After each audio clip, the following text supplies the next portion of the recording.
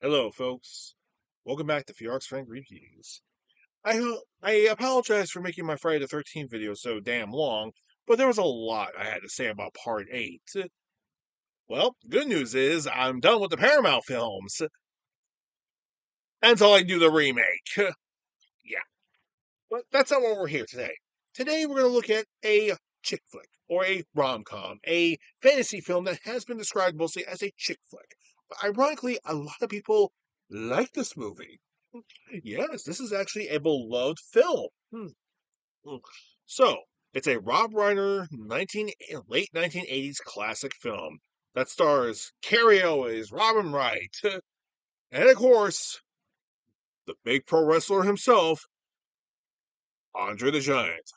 You know, this is inconceivable, but I'm doing it.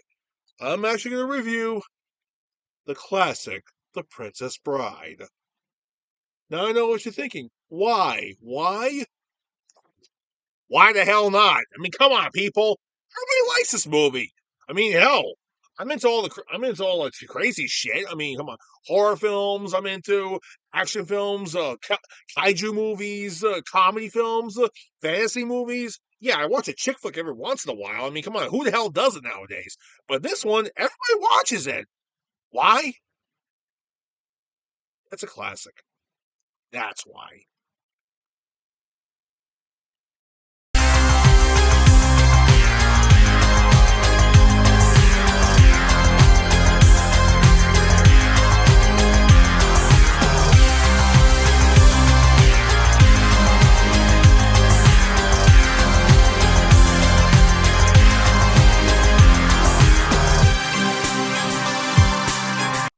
So, where do we begin with this? And yes, in case you haven't noticed, my finger is actually alpha. So, where do we begin with this lovely film? Well, first things first, it's actually, we first start off with a video game. Okay, this is a little weird, but the movie actually turns out it's actually a book from a grandpa reading to his grandson who happens to be sick. And the kid is actually playing a video game. What kind of video game, you may ask? I haven't got a fucking clue what it is. I mean, I actually okay. You know what game consoles I actually have that I own in my possession? All right. I mean, okay. I got a PS2, PS3, PS4. I'm thinking about getting a PS5 since the Pro was announced last week. Probably not gonna get the Pro anytime soon because that thing's too fucking expensive. So I'm gonna get myself a refurbished PS5 and get my sister my PS4. Why? She needs a Blu-ray player, and plus, there's some good games on the console that she can play. Also, what else do I have? I have a Nintendo 64. Also, I have a Nintendo 64, a Nintendo Wii, an Xbox 360, and the classic Nintendo Entertainment System. And one of those, and the Cool Baby, the NES Classic knockoff. Yeah, I have one of those. So I have multiple game consoles. So what is this console that the kid is actually playing? How the fuck should I know? The graphics are surprisingly good, so I'm gonna guess it's maybe something like maybe an Atari system because of the sound effects it's making. Because okay, it's definitely not Nintendo and it's definitely not Sega. And ironically the scenes were supposedly shot in New York City or in Los Angeles. So how the hell should I really know? My guess is it's probably maybe an Atari. It could be the Atari 7800 for all I know, or maybe an early version of the TurboGrafx 16. I'm guessing here. All right, I could be way off. All right, if you happen to know what the game console is that Fred Savage is playing, just leave it in the comments below because I have no fucking clue. And yes, I said Fred Savage because he is the child actor that's in this movie. He is the main child, and we have the grandpa, who I swear to God, maybe the same actor who played the corrupted boxing promoter that was in the movie Undisputed that actually wanted to hit the two champions to fight. Why? Because it's got the same accent, so I would have figured as much. So he basically gives him a gift. Oh, gee, thanks, Grandpa. What do we got? A book? Really? Really, Grandpa? A book? It's 1987. Kids like him either want a videotape a videotape, a toy, or a video game. Not a book. Also, I'm pretty sure that Fred Savage is actually around maybe what 6 or 7 years old at this point, maybe even 8. I could be all again. I could be way off. This is definitely pre-one. This is probably just before the Run years happened, or during the 1 years. I don't know. But either way, we're going to be seeing that bedroom again in the Deadpool series. What's that? You don't get the joke? Okay, seriously, did anybody watch the PG-13 version of Deadpool 2? All right, because one, Deadpool actually kidnaps Fred Savage. Two, Deadpool literally recreated the entire bedroom set from this movie, and he told them the PG-13 cut version of Deadpool 2. Okay, to be fair, I'm not gonna lie, the PG-13 cut wasn't really that bad. It was actually kind of good. All right, though I prefer the R-rated cut, but then again, who the hell does it nowadays? So, with that being said, the grandpa tells him that the book is called The Princess Bride, and he's going to read it to him because his father read him the book many years ago, and he read it to his father, and now he's going to pass the tradition on to his grandson. Oh, that is so sweet. And wait, how come the father didn't actually have the book? Yeah, whatever. So he reads the book to his grandson, and we are introduced to young Buttercup, and of course her farm boy Wesley. And she always teases, and she always tends to tease him, and she always tends to tease him and like to play games with him. Typical young girl stuff. But of course, Wesley always says, "As you wish." But of course, over time she realized, oh, that's just him saying, "I love you." Oh, okay. Yeah, this is really kind of awkward because I'm not really used to doing all this rom com shit. I mean, yeah, I did with the movie Vamps, but that movie was actually hilarious. Not to mention Malcolm McDowell was really fucking ridiculous in that movie. Although Sigourney was a little racist in one part of the movie, but then again, that's because her character was depressed. Anyways, so Grandpa tells the story, but we get to the first kiss moment, and then let's just say that the kid doesn't actually like the kissing part. Yeah, he's at that age. He's at that age where he doesn't really like kissing. I can't really blame him because let's face it, guys, we've all been there. Am I right? So yeah, when you get to that point, just move on.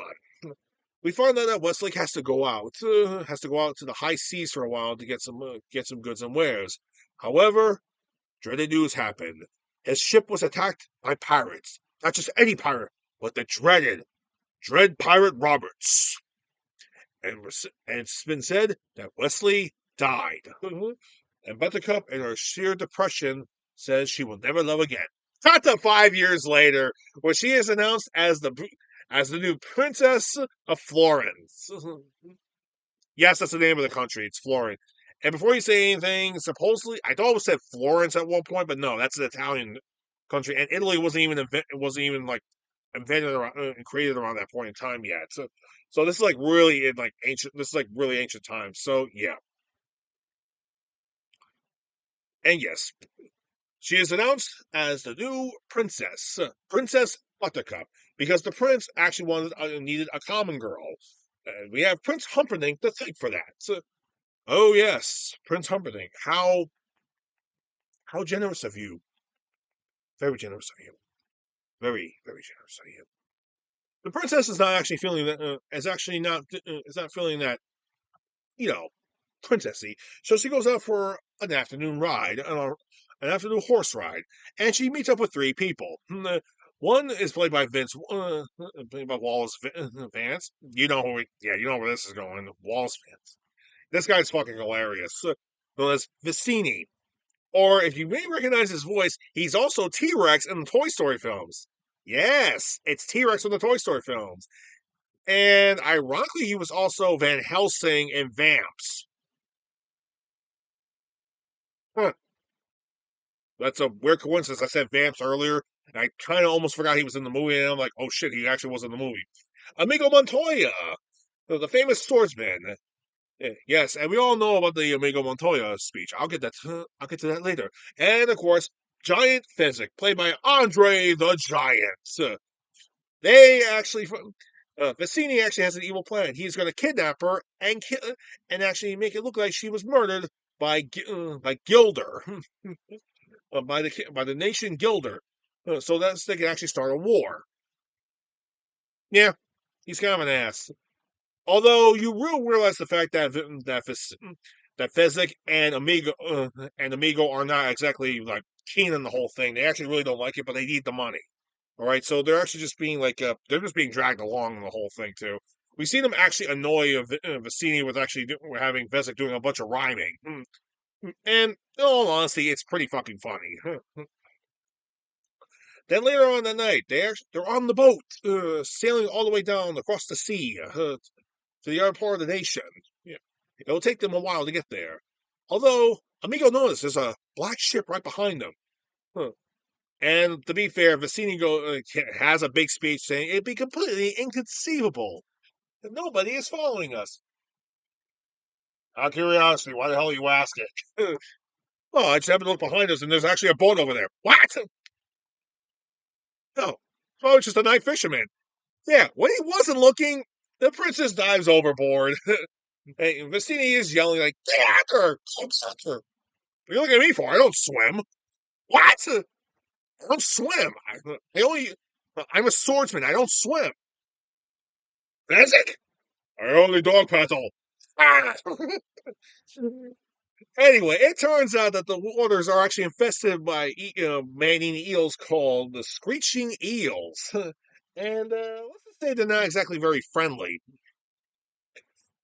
Oh boy, yeah, this isn't going to be good.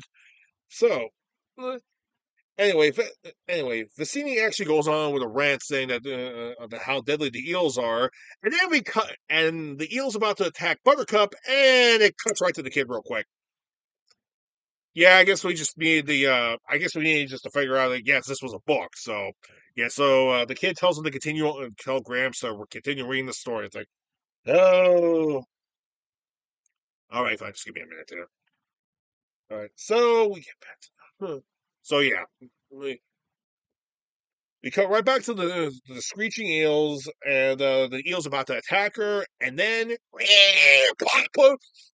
yeah, Andre knocks it on the head with his fist. He grabs the princess out of the water, and Amigo happens to notice the other boat's getting closer.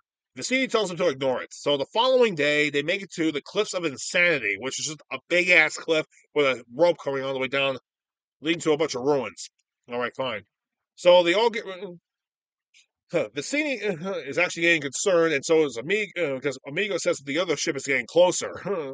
So either way, Amigo actually, so yeah, Vicini actually gets everybody ready for Andre the Giant's character to climb the cliff. So yeah, so Vincent actually has everybody tied onto him, and he starts climbing the cliff. And obviously, it's clearly an animatronic or something, or maybe they had some lifts attached to Andre the Giant to actually pull him up. So, but either way,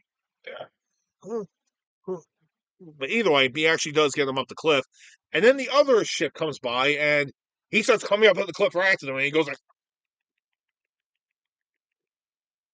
it's like, oh my god, he's up on the rope, he's getting on us, inconceivable. So they basically make it up the cliff, and as Fistic is getting everybody off of him, Vicini jumps off and actually starts cutting the rope, and he cuts the rope. Did the guy, the man in black, did he die? Yeah, it's a guy in black, by the way. So they walk over, Fezzik and Amigo look over, it's like, wow, he's got pretty good arms. So, what? He didn't fall? Inconceivable! So, why do you keep saying that? What do you mean, Amigo? You keep saying inconceivable. I don't think you even know what that word even means. You say it constantly. Okay? I mean, come on, this guy's pretty damn good when you think about it. Like, seriously, the guy's literally hanging on the fucking cliff, so it's like, what's it? Okay, seriously. That's quick to hang. Seriously, that's really good timing. Okay, so Vicini tells Amigo to actually kill this man if he gets up, or wait till he falls. So Amigo says, "I'm going to kill him my way, all right? Which I will find him left-handed, because if I find him with my right hand, I will be too. Oh, whatever, have it your way." So Fezzik tells him to be careful, and as they leave with the princess, Amigo actually has a conversation with the guy. It's like, "So you need any help or anything? Look, I don't want to be rude or anything, but this is extremely difficult than it looks. Okay, so if you don't mind, okay, sorry, thank you." Hey, wait a minute. How about I just bring the rope up here? That way I can help you out. So, well, you really want to do that exactly? Well, yeah, I'm actually here to kill you, but I feel kind of like a jerk and just waiting for you to, jump off or like lose your grip or anything. So here's what I'm gonna do. I'm just gonna get the rope, and I promise on my father's soul that I am not gonna kill you until you get up here. Okay, throw in the rope. Okay, throws in the rope. He climbs right up. But before the man in black and Amigo fight, he tells him to sit down and let him rest for a minute because he wants to fight him at full strength because he is a swordsman, but he is a gentleman swordsman. We discover a bit more about these two characters. For one thing, the man in black is Zorro! No, no, no, I'm just kidding. It's actually the Dread Pie Roberts himself. Yes, the very man who killed Wesley 5 years ago. Yes, and he's dressed like Zorro. Awkward. So anyway, Amigo tells him his life story and tells him why he's working for Fassini because he's looking for somebody who has 6 fingers on his right hand. So, because it's the man who kills his father. All right, so they go back and forth a little bit. Once Roberts is actually fully recovered, they start to sword fight. They have a duel, and it is a glorious duel. Oh yes, these are two masters of the sword. Yes, and they both start off fighting left-handed. They throw banter at each other as they're fighting as well, and coming up with different fencing styles as well, historically accurate fencing styles. And then midway through the conversation, Amigo goes, "That's very good. I have something to tell you. I am not left-handed." He starts getting the upper hand until Roberts goes, "That's good. I also have a secret. I'm not left-handed either." Shall we? They continue thus fighting, getting off great acrobatic skills, and the fight scene goes on for a good long while until eventually Roberts actually gets the upper hand and disarms Amigo Montoya. So he has Amigo says, "You may kill me as quick as you can." "No, I will not kill you because I am not here to kill you. I'm here for the princess, first of all. And second of all, a master like yourself deserves the ultimate gratitude. And so I will not kill you. I can't have you follow me either. Oh, please. I hold you in the highest regard." So Roberts actually grabs his hilt and heads off. And Vicini is still pissed off, going, "Inconceivable!" So he tells Fezzik to actually take him out. And goes, "Okay, how should I take him out?" "Take him out your way." "Oh, okay, I'll take him out my way." "Wait, what is my way?" "You pick up one of the big rocks, you hide it around the corner. The second the man's head's in the view, yeah, at the rock. Let's go, bitch."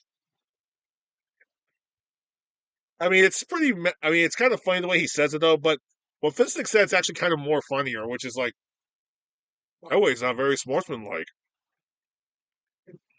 So Roberts actually makes it to the area, and of course, Fezzik does throws a rock at him, but of course he does miss, but he did it on purpose. It's like, I did it on purpose. I could have killed you easily. "Oh, I do believe you, good sir. I do believe you. But I have a feeling you don't want to fight me with that rock." "No, I do not. I prefer a fair hand-to-hand combat." All right. So, okay. Hmm. So, here's what happens. So they come to an agreement where Fezzik actually gets rid of the rock and Robert stitches his sword, and of course they have a little bit of a wrestling thing. But of course it's Andre the Giants, so it's not exactly a fair fight. But here's the thing: Roberts actually jumps right onto his back and actually gets him in a chokehold. And okay, here's the thing: Fezzik is actually talking as they're having a conversation, as they're wrestling, but he's trying to do it just to make sure he stays awake. But of course, he does give in, and I should mention he actually does hit him against the wall a couple of times. And you can clearly hear the voice breaking of Roberts every time he gets hit with the boulder in the back. Why should that make such a crunch? Anyway, eventually Vesic passes out from a lack of oxygen. Roberts turns him over and checks his heart rate to see if he's still breathing. And of course, he is. So he grabs his. So he basically tells Vesic good luck and good luck. And he basically grabs his sword, goes after Vicini. And thus, Vicini is waiting for him up in the further ahead. Meanwhile, back to where Amigo and Roberts were fighting, guess who happens to be there? It's Prince Humperdinck and his captain of the guards, Ruger. I'm assuming the guy's name was Ruger. I could be way off. In fact, let me just take a look at this real quick. I know, I'm a bit of more of a. I like to be more precise in everything. Let's see. The Princess Bride?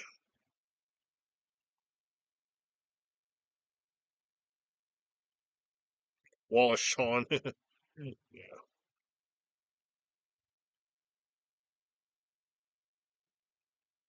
Oh, okay. Wait, it's played by Christopher Geist. Count. Oh, bloody hell. Hold on a second. There you go. Count Rugen. There we go. Count Rugen. So, yeah. Humperdinck and Count Rugen actually make it to the era where Humperdinck actually tells them the reenactment of the fight, and he tells them what happened. The winner went off to find the princess, while the loser went the other direction. Ruger asks, "Should we follow them both?" No. The loser is thus no consequence to me. The princess is. Well, we can clearly see that Humperdinck has got a different type of agenda, the way he acts and stuff. And to be fair, the actor playing him, Chris Sanderson, is actually really damn good. Wait, is his name Chris Sanderson? Oh, I'm sorry.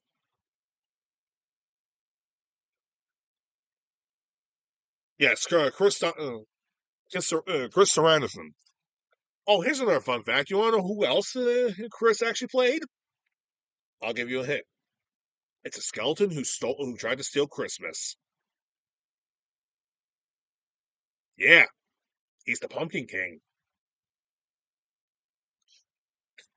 And so we get to Vicini versus the Dread Pirate Roberts. And, well, Roberts actually challenges him to a game of intellect.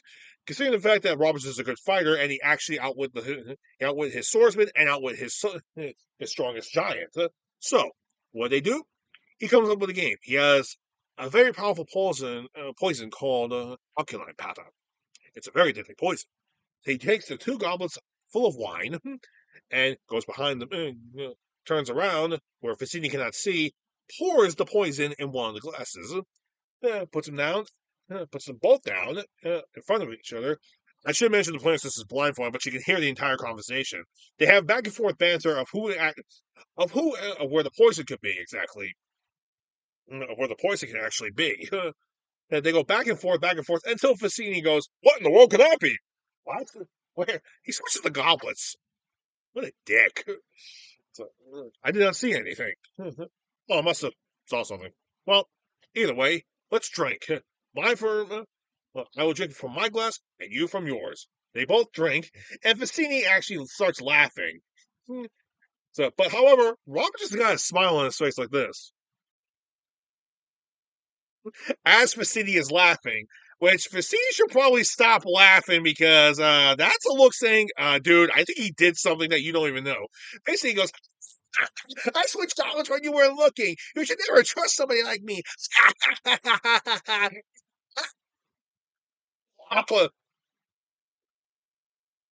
Wow. Holy shit. So much for Walt Strongman and the rest of the movie. Damn. Buttercup comes to the conclusion that his glass was actually that Roberts' glass was poisoned the entire time, but then he comes up with a huge twist none of us actually thought about. Both the glasses were poisoned. Yeah, he developed immunity against the poison over the years. What? Yeah. Meanwhile, Humperdinck is actually at the area where Fezzik and the Roberts actually fought, so he's actually pretty close. He's a good tracker, by the way. Very good. So eventually, Buttercup finds out that this is the Dread Pirate Robert. She actually calls him out on it though, and well, let's see. Eventually, we find out that Humperdinck is getting closer because he finds the spot where Fazzini is. Because alkaline poisoning. We're dealing with a clever man, and those are the princess's footprints. She's alive, or was an hour ago, and she better be when I find her. So yeah, they go back and forth a little bit, and she even tells Roberts that he had killed her beloved Wesley. And Roberts admits that he had did it, but he does remember Wesley because he said please, and he said he's glad he had killed him because if Wesley would see what she looks like now, he would not like what he sees.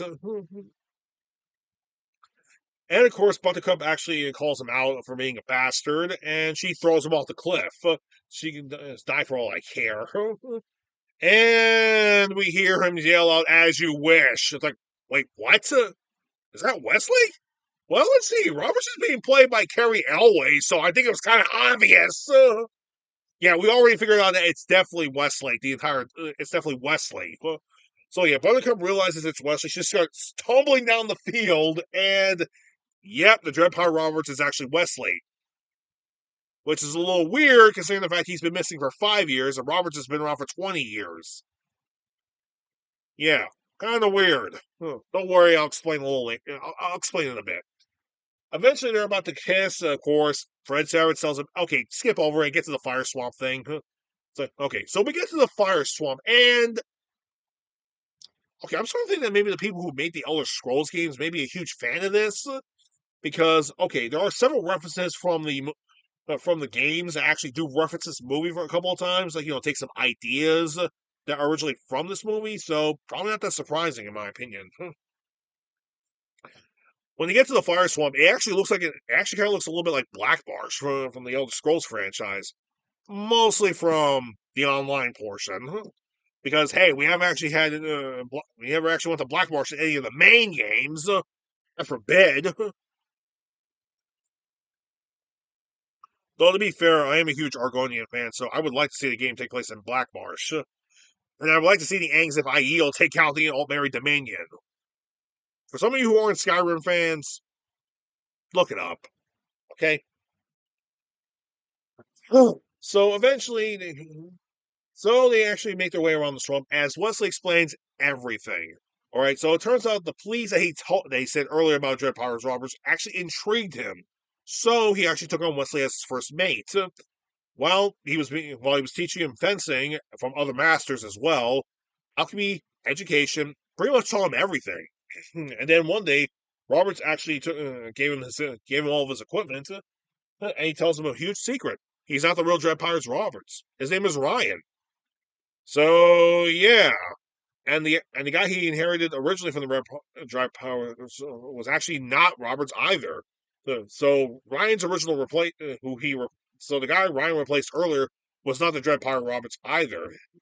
He was actually another man too. Eventually, but he actually inherited from the original Dread Pirate Roberts, which is living in like a king somewhere.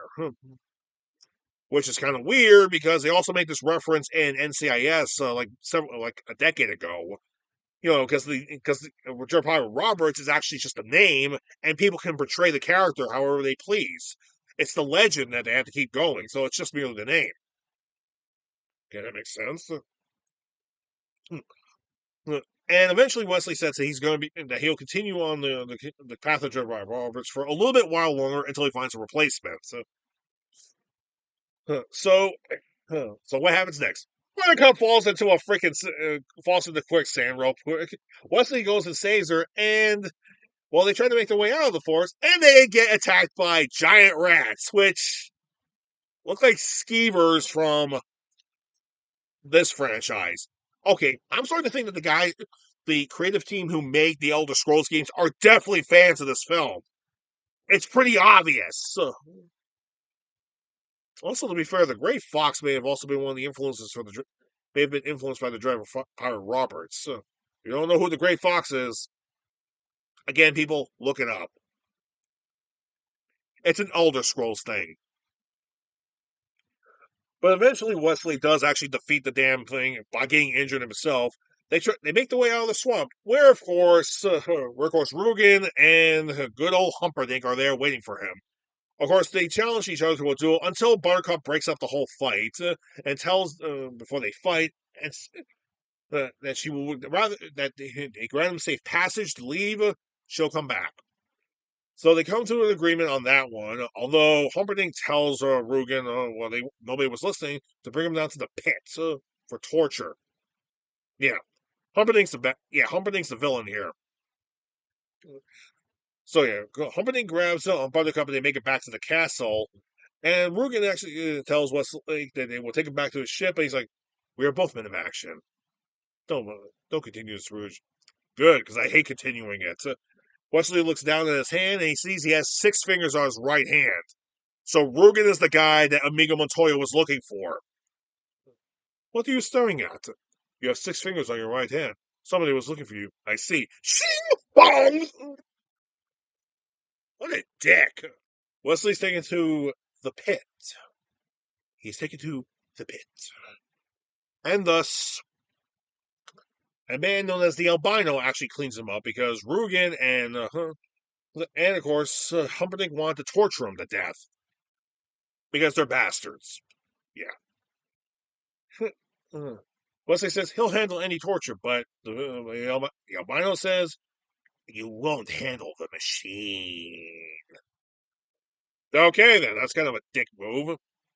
But eventually, we discover huh, a couple of other things. As Rugen is heading back heading to the pit, which is actually hidden inside of a forest somewhere, close to where the castle is. Humperdinck actually tells Rugen what we all will never figured out. It turns out Humperdinck actually hired Vicini to kill his wife, so he's going to kill his wife regardless to start a war, and actually blame it on Gilder to start a war. What a dick! So anyway, Rugen actually starts to do a couple of tests on him on Wesley with the machine, and the machine is actually has a bunch of settings on it. Like there's 1 through 50. So he puts it on 1, and he says, I just sucked 1 year of life out of your system. How do you feel? Okay then. Okay. So it turns out the guy's a fucking masochist, is a psycho, is a fucking sadist. Buttercup is making threats to through Humperdinck. However, he convinces her that Wesley is still alive, and he will send a letter out to him as soon as possible. He's lying. He's just lying. So Wesley is being constantly tortured by Rugen, and of course, the wedding is just a few days away at this point. However, Humperdinck goes to his captain of the guards and tells him, "Listen, there's a planned assassination of my wife, my soon-to-be wife. I want the thieves' force empty." "Are you sure, sir?" "Yes, I want the thieves' force empty because we are getting assassins from Gilder. I don't want them anywhere near this area. I want you to make sure the thieves' force is empty. Understood?" "Yes, sir. But we don't have that much guards." "Form a brute squad." So a brute squad is formed, and apparently the squad is actually being held up by a Spaniard. And wait a minute, do we have a Spaniard in this movie? It's Amigo Montoya going, and he's completely shit faced.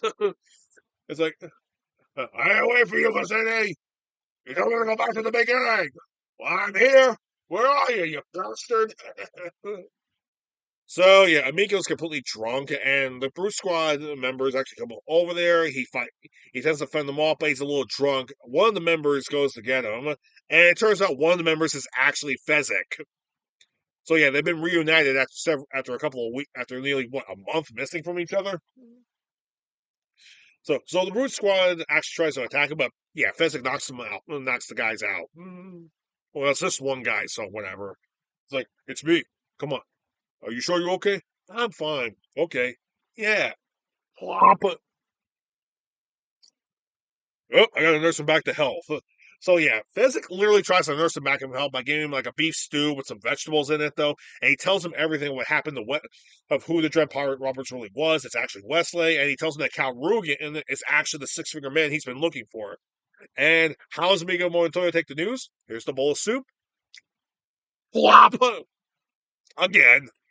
So he dunks his head in 2 barrels of water to wake him the fuck up, and it works.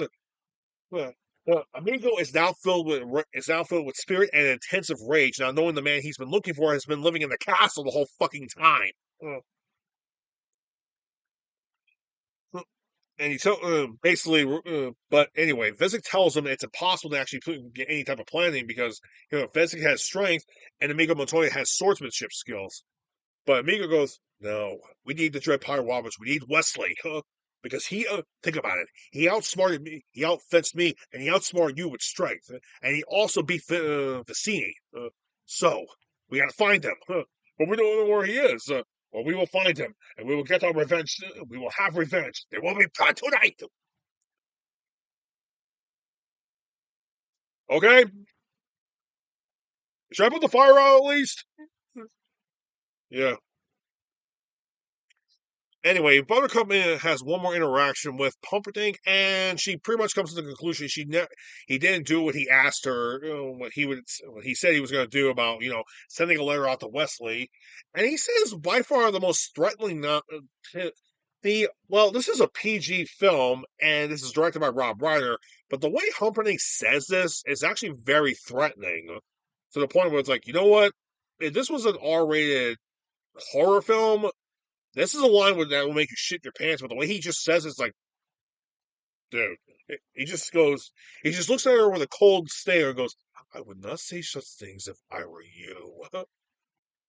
And so she pisses him off and he yells out the same line again. He locks her in a room. He goes all the way down to the pit.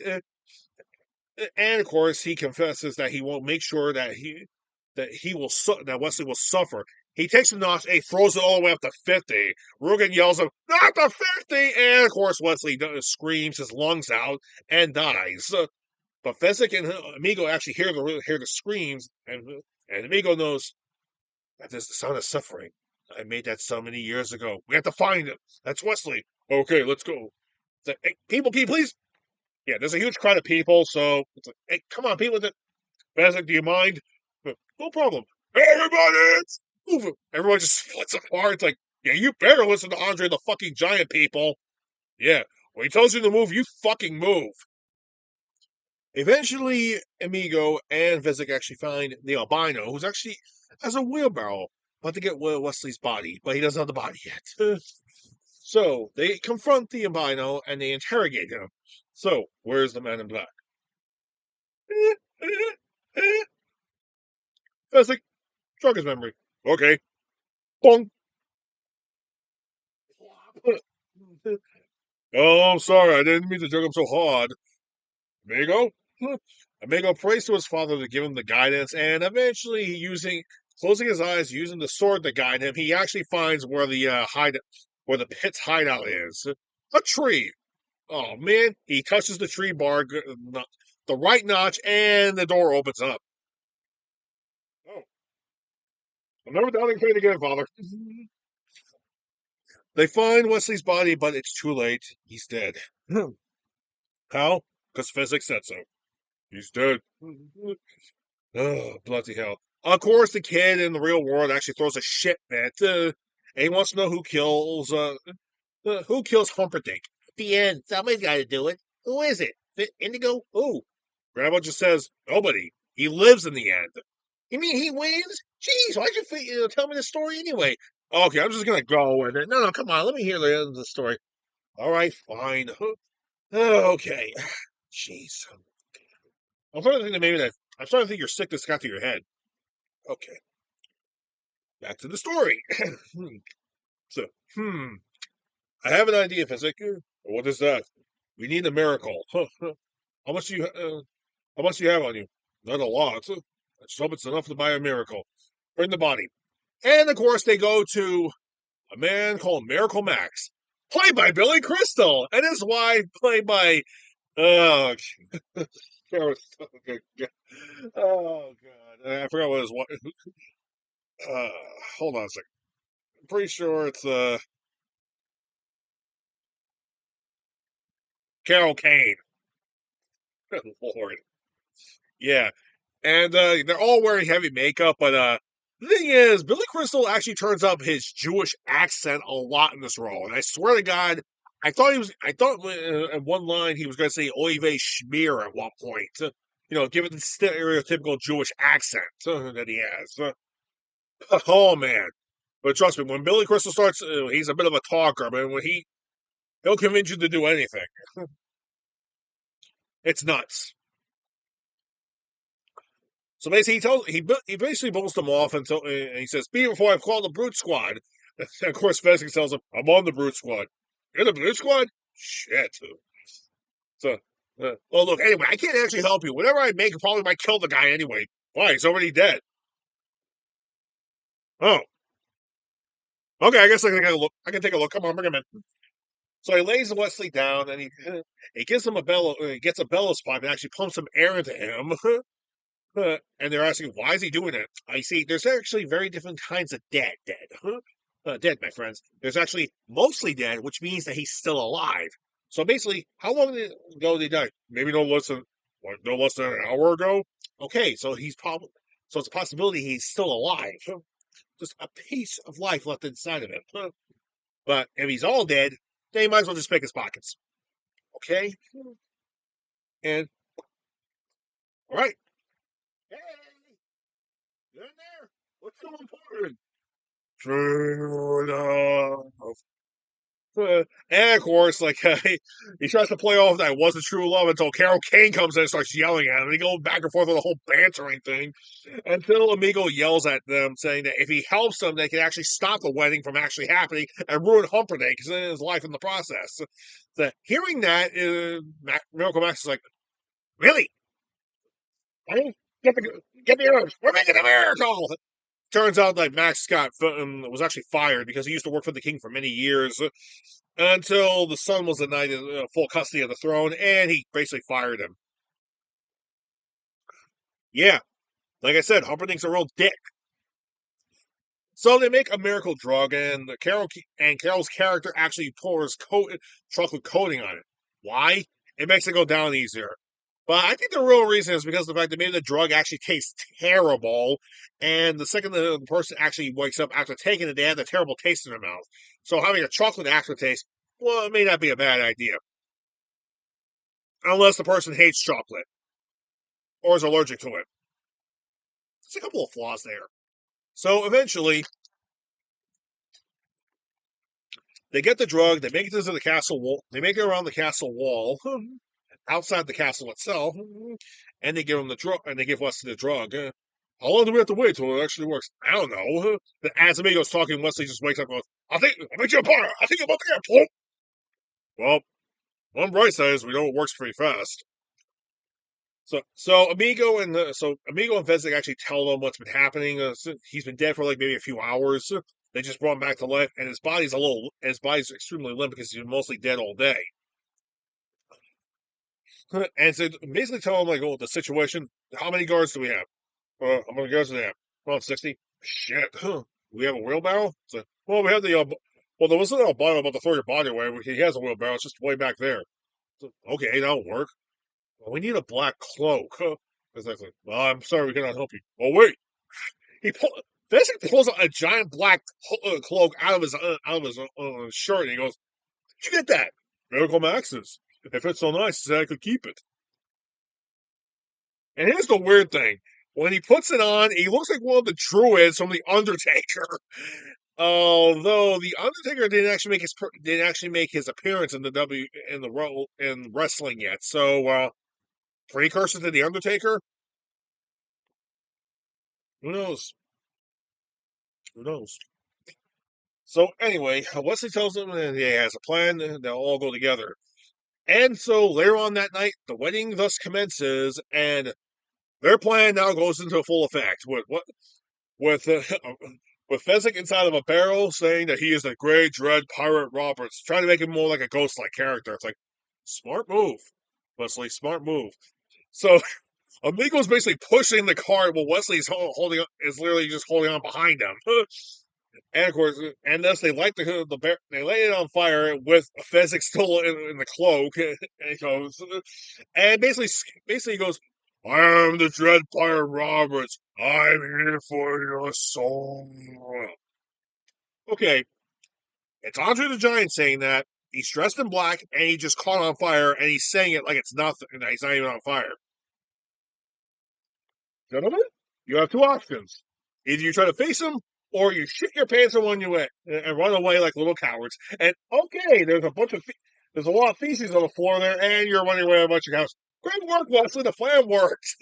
Anyway, the only person who stays is the captain of the guard, and of course, Fezzik actually stops the gate from closing on him. Well, the lower gate thing. So Yeah, Fezzik just grabs it before it hits the ground and throws it right back up. The look on the guard on the captain's face is like, gee, that's not a good sign now, is it? So, so they ask him, okay, where's the key? I don't have the key on me, I swear. It's like, oh, really? Fezzik wants his arms. Oh, you mean this key? Give me that. And so the wedding commences, and now Buttercup and Humperdinck are now married. Although he basically told the guy to skip to the end and say man and wife. That might be illegal. That's probably going to be a huge legal problem. So yeah, Amigo is now on point with Fezzik and Wesley right behind him. While Fezzik's basically carrying Wesley. So Rugen comes in with with a few guards, and he goes, "I'll be damned. Kill the giant and the man in black, but save the third one to be questioned." So they go out. So they try to go right past Amigo. Amigo literally kills them all with relative ease. Like, stop. Very skillful, I see. Yes, you know who I am. My name is Amigo Montoya. You've killed my father. Prepare to die. Rugen goes, shink, motherfucker, get back here, you! Yeah. Anyway, it just cuts to Wesley and Fezzik just looking at each other like, it's like the it's like the most out of context scene, but it's a little hilarious. I think just on the camera just right, pans right back to them and you just look at each other like, well, that was unexpected. I wasn't expecting him to run away. Were you? No. Seriously, I wasn't expecting that at all. Anyway, Rugen actually runs into a door and locks it, and Amigo is trying to kick the door in, but he can't do it. So he yells at Fezzik to actually help him with the door. Fezzik can't leave Wesley behind, but there's some armor right here. But there's an armor set right there. It's like, hold on a second, here, Wesley. Here, you got it? Yeah, I got it. Okay, okay, I'll be right back. So he makes it all the way over to Amigo. So it's literally just trying to it's literally trying to body slam the door. It doesn't work. So but Fezzik goes, Amigo, please, and go on. So thank you. And Andre just turns around and walks away like a bitch. That's right. I'm the man. I busted that door down. But he makes it back to the where the armor set was, and Wesley's missing. Oh God, Wesley! Anyway, Rugen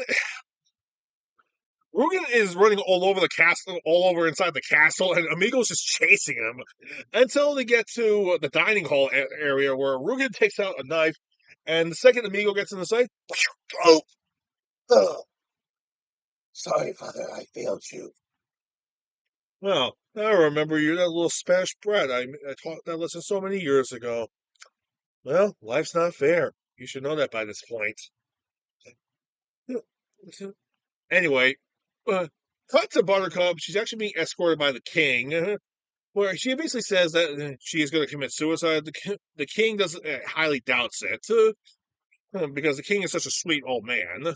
She goes to her room and actually takes a knife and is about to plunge it into her heart until Wesley tells her not to. He says, "You have such beautiful breasts. It'd be shameful to destroy them."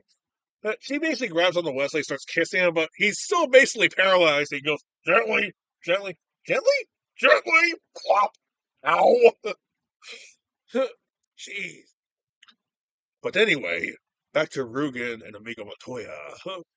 Amigo pulls a knife out of his stomach, throws it away, stands right back up. Rugen basically tells him, I must teach you another lesson then. Shing!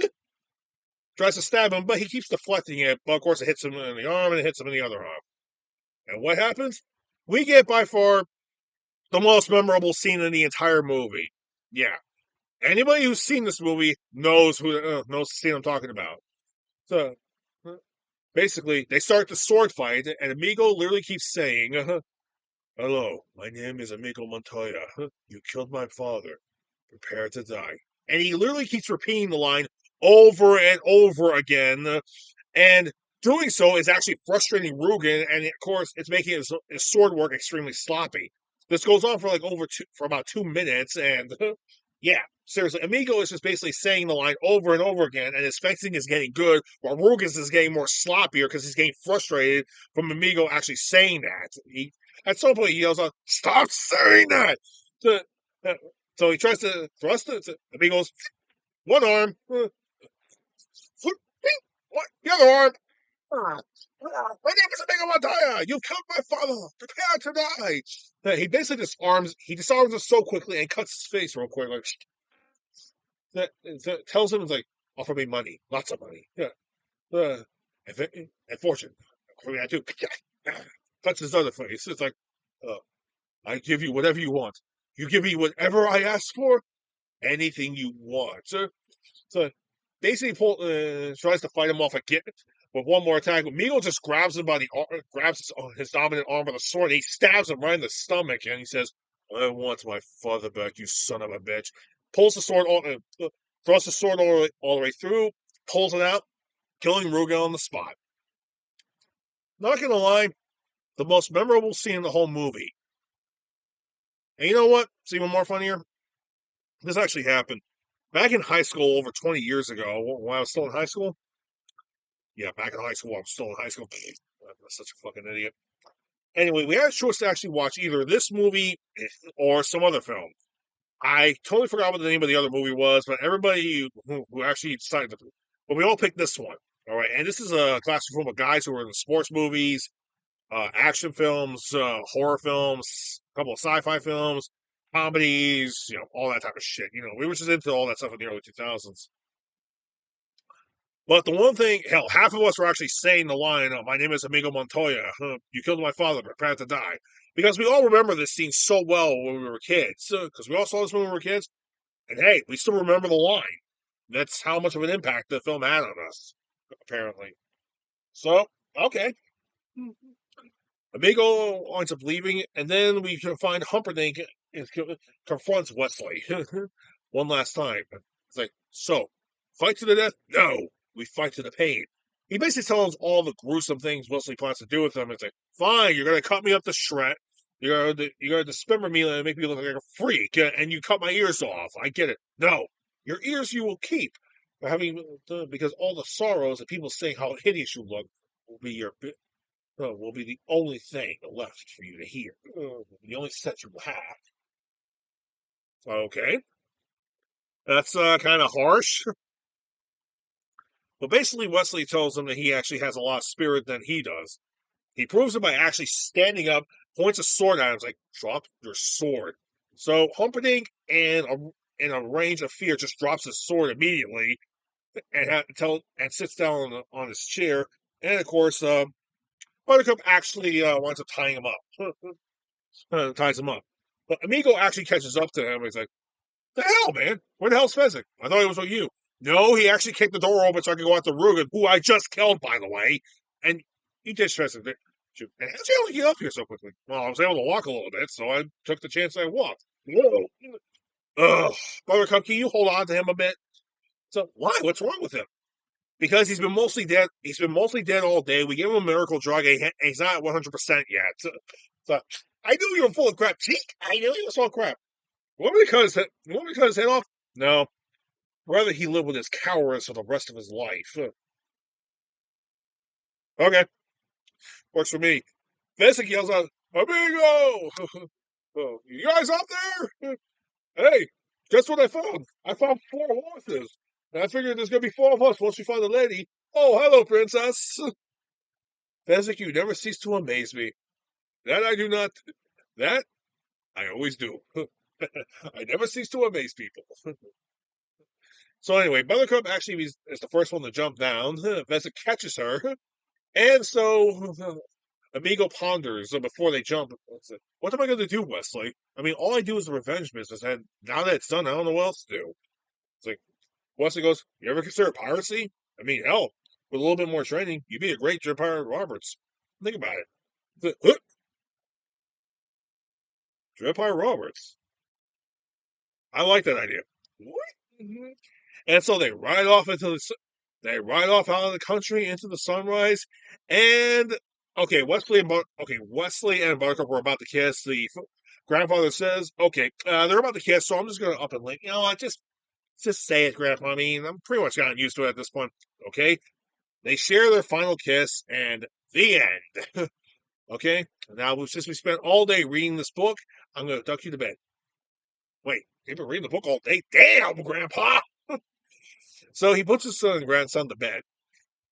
So Grandpa puts the grandson to bed, and he basically says he can come back over whenever he wants. And Grandpa's final words were, "As you wish, my boy, as you wish." Okay, you basically mimic the book. That's great. And that's the movie, folks. And do I recommend anybody to watch this movie? Well, I have only this to say. If you haven't watched this movie, then you have no life. I mean, seriously, anybody who's anybody has seen this movie, even as a kid. Right, I saw this movie as a kid in the late '80s, early '90s, and I always liked. And yes, I did like it back in the day. As a teenager, I was fond of it. As an adult, I still like watching it. It's a classic movie. It's not high intent in action. Yes, you can tell it was originally made. It's basically it originally was meant to be more or less a family style movie. Hence why it's less violent. But there's more to it. But other than that, it's a pretty damn good movie. It's a classical movie. It's a classic movie, I must say. And honestly, who can't seriously? Who hasn't actually quoted this movie before? I mean, seriously, the Dread Pirate Roberts routine, the freaking swamp, the fire swamp, the giant rats.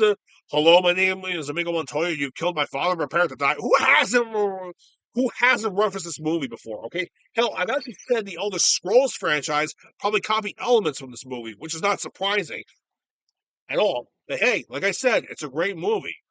It's a really good movie. And a lot of people like to watch this movie, including people who are into horror films. Actually, like to watch this movie. No joke. You know, speaking of fantasy elements, there's actually a video. I actually came across a VHS over at my parents' house last week, and when I saw who was in it, it's actually a small video. It's actually a 1 hour long video of a fairy tale story, and the actors who were in it, I was a little surprised to find out who was in it. But who directed it, I was even more surprised. Tune in tomorrow, and we'll take a look at a classic fairy tale theater video. Until then, this is Frank signing out.